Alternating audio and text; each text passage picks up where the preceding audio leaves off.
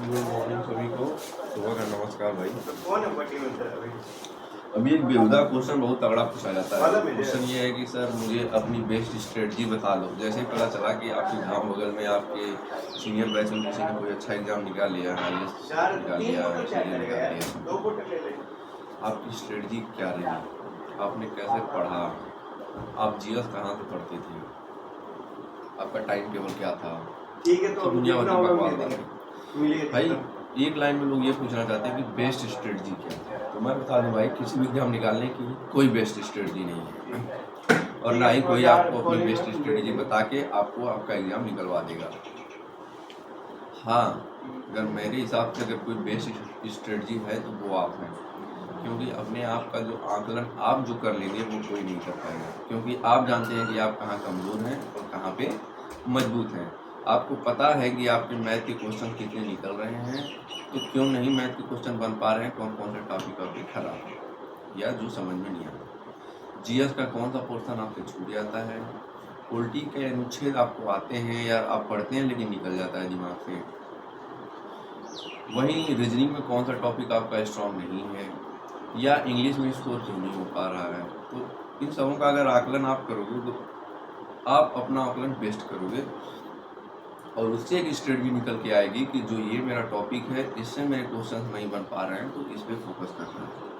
अब मामला आता है कि इसके मटेरियल कहाँ से निकालें, तो ये इंपॉर्टेंट है। ये क्वेश्चन होना चाहिए कि मटेरियल आपने कहाँ से यूज किया। मटेरियल भाई फ्री ऑफ कॉस्ट यूज करना है। दुनिया भर के मटेरियल पड़े हुए हैं यूट्यूब पे, किसी भी एक टॉपिक को आप सर्च करोगे दुनिया भर के टीचर्स पढ़े हुए हैं और एक से एक बेस्ट टीचर पढ़े हुए हैं। जरूरी नहीं कि जिनके 5 मिलियन सब्सक्राइबर है वही बेस्ट है, नहीं भाई, जिनका 5 सब्सक्राइबर है वो भी बेस्ट हो सकता है, बशर्ते आपको समझा कौन अच्छे से पा रहा है, ये मैटर करता है।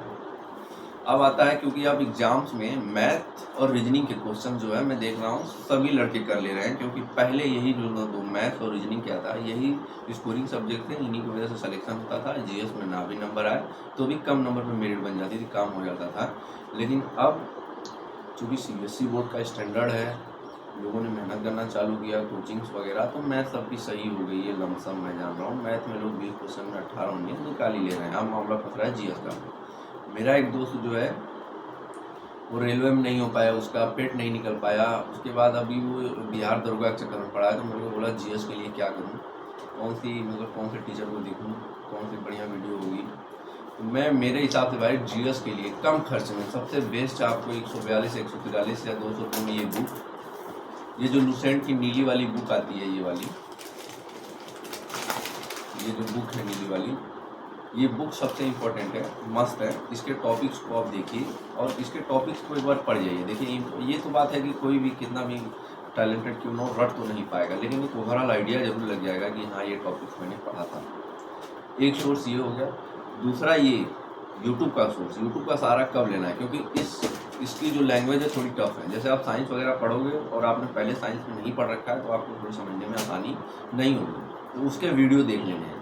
तो वीडियो सर्च करने हैं तो वही काम करना है, 4-5 टीचर के वीडियो 2-2 3-3 मिनट के देखने हैं, और जिस टीचर का आपको समझ में आए उसकी पूरी वीडियो देखनी है। कुछ एक पार्टिकुलर टॉपिक्स के लिए उनके पूरे वीडियोस नहीं देखने हैं, क्योंकि अगर आप उनके वीडियोस देखोगे तो साइंस पे ही दुनिया भर के 365 वीडियो हैं कि आपको साइंस ही तैयार करने में 365 दिन लग जाएगा, और साइंस से मात्र किसी भी एग्जाम में आता है क्वेश्चन 3 या 4। ठीक है, तो जो टॉपिक ना समझ में आए।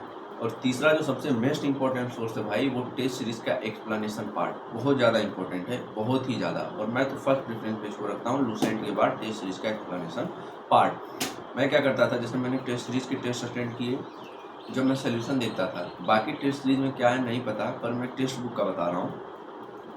उसमें जो है, जब मैं सोल्यूशन के लिए जाता था, स्पेशली जीएस और लैंग्वेज वाले पार्ट में, तो जब मैं सोल्यूशन टिक करता था, देखता था, तो नीचे एक्सप्लेनेशन करके आता था, इस क्वेश्चन का ये आंसर है, इसका मतलब ये है, और उससे उस टॉपिक से रिलेटेड वो चारों ऑप्शन है, उस चारों ऑप्शंस के बारे में नीचे बता देता था, इसका मतलब ये।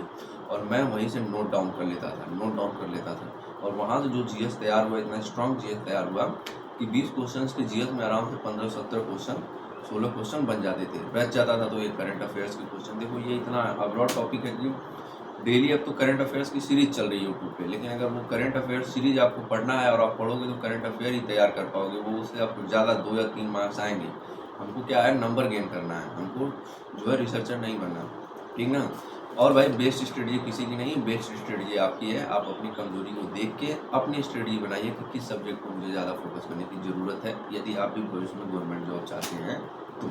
चलिए फिर एक बार अगेन आपका दिन अच्छा हो। Thank you so much. जय हिंद, जय भारत भाई। पेड कोर्स के चक्कर पर नहीं पड़ना है भाई।